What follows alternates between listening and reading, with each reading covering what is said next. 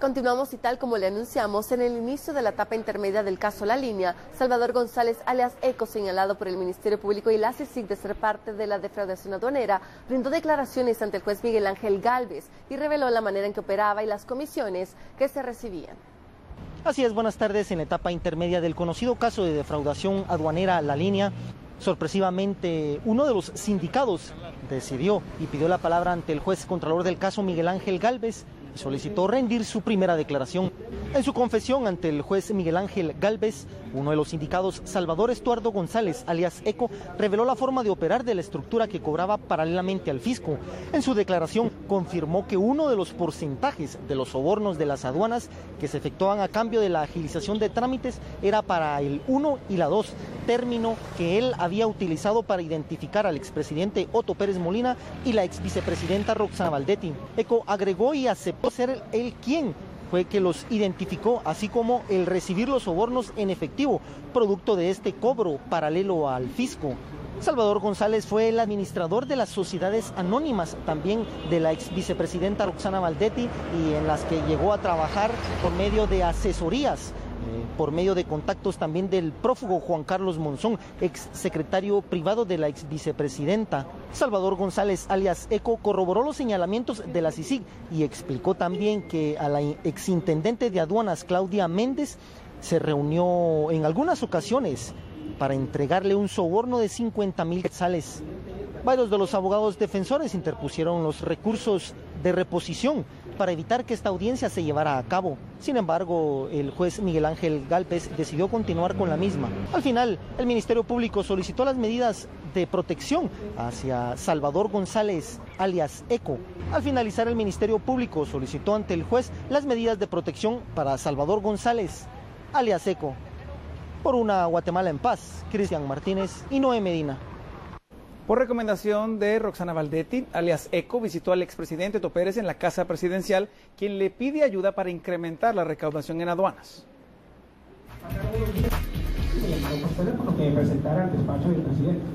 Como le dije hace un rato, señor juez, no soy nada bueno manejando fechas, y aunque cuando estoy dando las cosas en orden cronológico, porque así fueron ocurriendo, no le puedo decir con exactitud qué fecha pasaron. Pero llegué a esa reunión, al despacho del señor presidente. Entendió evidentemente la gente que lo atiende a uno antes de entrar a su despacho. Me anuncia y él me recibe. Me dice, mucho gusto, Estuardo, ¿cómo está? Le dijo, mucho gusto saludarlo, señor presidente, ¿cómo está? Me dijo, viene bien recomendado por la señora vicepresidenta. Entiendo que usted va a colaborar con el tema de la SAC. Le insistí de nuevo al presidente que si era algo técnico, y yo estaba todavía un momento de decir, mire, yo no soy técnico en esto. Y Salvador Estuardo González, alias Eco, declaró hoy ante el juez Miguel Ángel Gálvez cómo se vio implicado en el caso a través de Juan Carlos Monzón, secretario privado de la ex vicepresidenta Roxana Valdetti, quien señaló que originalmente fue contratado para manejar las asociaciones de cartón de la ex vicemandataria y volverlas legales. Para que trabajara unas sociedades anónimas a una persona. En ese momento le digo, bueno, sí, yo en eso me dedico, ¿para quiénes son? Y no era para la señora Lina Roxana Valdetti. En ese momento, obviamente, yo dije, mira, si son empresas que tienen que ver con el Estado, yo preferiría no. No, me dijo, no tiene nada que ver con el Estado, son unas sociedades anónimas que se manejan y necesitamos que nos ayudes a la consultoría de estas empresas por situaciones que están manejando y que hace falta que alguien las mire. Le hice ver que sí, que me interesaba, toda vez yo pudiera continuar con asesorías distintas, no necesariamente hacer como en exclusivo para eso, dijo que no existía ningún problema. Acordamos volvernos a ver, porque él me había hecho una propuesta, le dije que no, estoy hablando de la parte económica, hasta que se llegó a establecer que los honorarios por la asesoría de estas empresas alcanzaran el valor de $10,000 de los Estados Unidos, facturados por mi persona. La idea era poderlas tomar en un orden que ellos fueron definiendo, ¿ya? Y llevarlas a un estado donde pudieran convertirse en unas empresas sujetas de crédito, ¿ya? Y que pudieran tener alguna actividad productiva. Puede que suene feo, pero era prácticamente pasar unas empresas de cartón a unas empresas cooperativas. Estas empresas, como le hago saber, no me entregaron de un solo, sino fueron siendo entregadas una por una. Alcancé el nivel de 7 empresas, ¿ya? Y los voy a mencionar, era Publiaces, Publimer, Urma, se llamaba la otra, Corporación Urma, si no estoy mal, Aliens, Agroindustrial 2011, La Montaña Ecológica. De lo que originalmente se contrató o se le pidió que hiciera a lo que paré haciendo, hay una diferencia importante.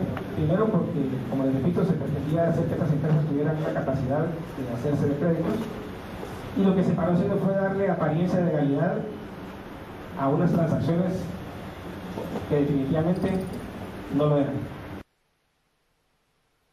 ECO además confesó cómo la estructura de defraudación buscaba beneficiar al expresidente Otto Pérez y a la exvicepresidenta Roxana Valdetti con el 50% de las ganancias producto de cobros ilegales en las aduanas. Además de solicitar el incremento de la recaudación, había un cobro que se estaba haciendo, ¿ya? Que un cobro que correspondía a la agilización de los trámites aduanales. Y luego seguí escuchando, y que de ese cobro correspondía que se le entregara a determinadas personas parte de ese cobro, que era un pago que hacía directamente el importador, que era un dinero que no ingresaba al Estado, y que de ese cobro, ya me había dicho a mí también Juan Carlos, y era así, se estableciera que el 50% de lo que ese cobro se recaudara iba a ser entregado para el presidente y la señora vicepresidenta. Eso fue lo que Juan Carlos me trasladó. Y que yo tenía que llevar el control específico de eso. Yo lo que hice fue que comencé a llevar el control, y lejos de poner presidente y vicepresidente en mi computador de nuevo que estaba incautado, lo que hice fue hacer un control que dijera 1 y 2. 1 refiriéndome al señor presidente y 2 refiriéndome a la señora vicepresidenta. Tuve que haber dicho que no iba a participar en eso, y sin embargo, señor juez, sí lo hice. Y como les repito, era recibir yo un dinero en efectivo producto de este cobro de la agilización de los trámites en las aduanas. Pero para eso se trabajaba con una tabla, y la tabla se dividía entre R1 y R2. La R1 era lo que se denominaba en sí el impuesto que tenía que pagar, y la R2 correspondía efectivamente al cobro de la colaboración o la agilización de los trámites. Y González también explicó la forma en que fue organizada la distribución de las ganancias de la estructura de defraudación, y que el 50% de los sobornos eran para el 1 y la 2, que fue como identificó a Otto Pérez Molina y a Roxana Valdetti para efectos de distribución del dinero. En ese 50% habían 4 reparticiones. Si la cabeza no me falla, son 42, no, perdón, sí, el 42.5 para cada uno de ellos, tanto para la señora vicepresidenta como para el presidente. Un 10% de ese 100%, que era el 50%, para Juan Carlos, y un 5% de ese 100% del 50% para mí. No sé si me sumaron los números, pero así es como estaba. Es decir, el 50% que se entregaba, se le quitaba el 10% o sea, del 50% para Juan Carlos, el 5% para mí, y el resto se dividía entre ellos dos. Obviamente ahí tampoco dice los nombres de ellos, ¿sí? Pero así es como estaba dividido, y así es como se me dijo que lo estaban haciendo. Y ECO también indicó que se reunió con la exintendente de aduanas, Claudia Méndez, para explicarle cómo funcionaba la estructura, ya que ella tenía dudas, y aseguró haberle entregado una sola vez una caja de regalo que contenía 50,000 quetzales. Y llegué a Claudia y a Osama a cenar a mi casa. Ella fue a cenar a mi casa y Osama también. En esa ocasión le llevó su vehículo que le había dado las armas, su gente de seguridad. Ellos pueden hacer constar que esa reunión se dio.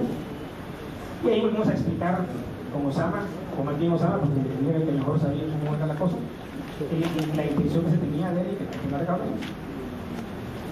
A Claudia se le hizo ver que, de acuerdo a que se manejaba, que había un cobro, que era la famosa colaboración, por eso imagino se llamaba cola, en realidad era agilización de trámites, pero se le hizo ver a ella que existía el cobro, ¿ya? Y que se iba a asignar para que ella gozara del 5% de ese beneficio. Yo solo le entregué una vez dinero a Claudia, ¿ya? Fueron 50,000 quetzales exactos, en una caja de regalo, en vez de regalo quiero decir. No se la entregué yo manejé el vehículo ese día, Maynor Piñera, que me quiero referir a él en un momentito, se bajó en la 7ª avenida de la zona 9, un poco antes de llegar a la esquina opuesta de la plaza 76, hay una oficina, quiero suponer que es la oficina particular de ella, y se va a dejar en la caja. Le hice la vuelta a la manzana, se subió y me dijo que ya estaba.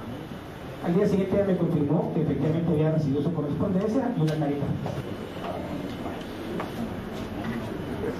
Sin embargo, ella me manifestó que no quería seguirlo recibiendo, que se lo diera a Juan Carlos Monzón y que ella se iba a resolver con Juan Carlos, que yo no le diera nada. Entonces yo no le di más nada.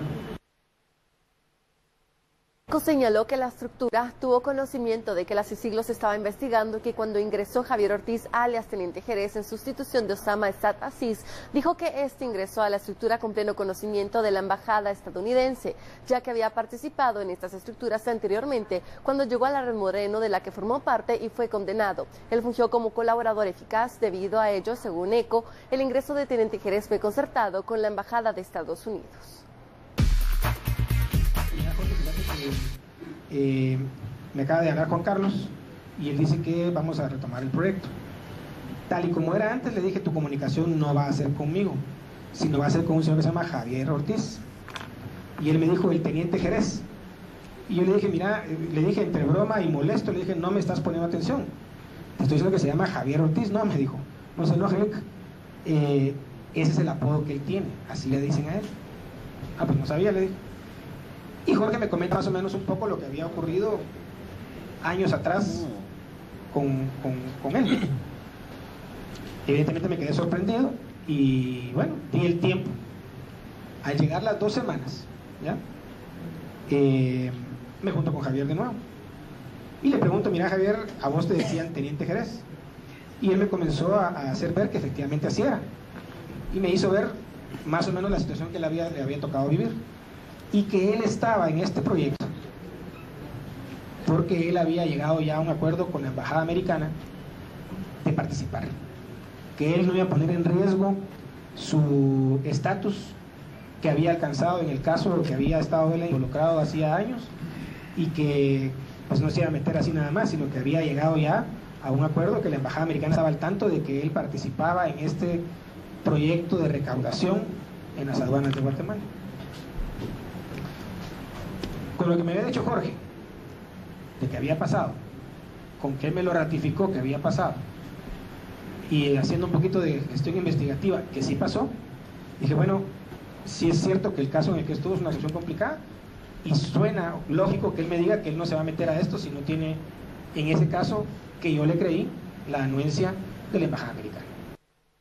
Y esta noticia sin duda alguna ha sido muy comentada en las redes sociales y hoy nos acompaña Carolina Leverón con las opiniones de todos ustedes que nos hacen llegar. Carol, buenas tardes, bienvenida. Así es, buenas tardes compañeros. Efectivamente nuestras redes sociales no han parado con los comentarios de los cibernautas con respecto a la nota que publicamos de las declaraciones de Salvador González alias ECO, en la que denominamos así, incriminó ECO a Otto y a Roxana. Vamos a leer algunos de los comentarios de los cibernautas, en donde iniciaremos con esto denominado meme, en el que la creatividad de los ciudadanos no se deja esperar, en donde dice que le caiga todo el peso de la ley. Pero también Alan Viruela comentó, a don Otto le encanta la mafia. También otro comentario, bravo, todos los coyotes de la misma loma irán cayendo, no que no pues, el 1 y la 2.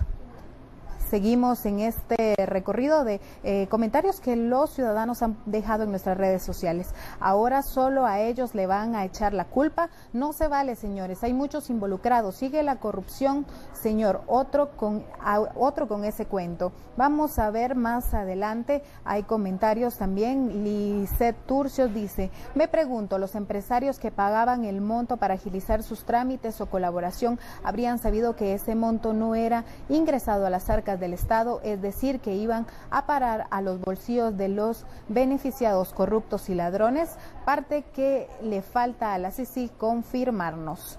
También otros comentarios no se han colocado en nuestras redes sociales, en donde vemos cómo también se ponen otros memes como mientras tanto en Matamoros y el Hospital Militar y Pavoncito, ecocardiogramas para todos.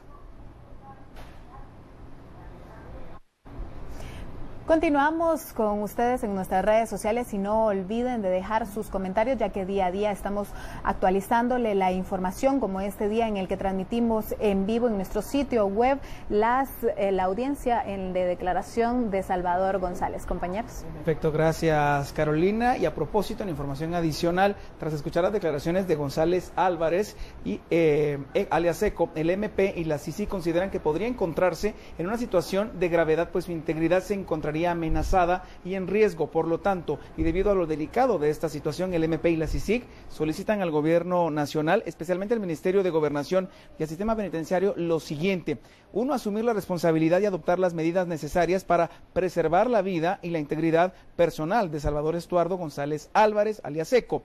Además, extremar las medidas de seguridad de González Álvarez durante los traslados y durante su permanencia en el centro de reclusión dispuesto por el juez primero B de mayor riesgo Miguel Ángel Gálvez, y finalmente adoptar las medidas necesarias para prevenir daños irreparables en la persona de González Álvarez. Esta información adicional relacionada con esta audiencia de hoy, donde pues González Álvarez dio fuertes declaraciones y ahora pues MP y CICIG consideran que está en riesgo su integridad física. Antes de la pausa, nuestro saludo y agradecimiento a quienes a través de Centroamérica TV nos sintonizan en vivo en Estados Unidos, Canadá y el Caribe también, Diana. Así es, Alejandro, desde Guatemala reciban un caluroso saludo y recuerda que trabajamos por y para usted. Ya regresamos con más noticias para estar bien informados.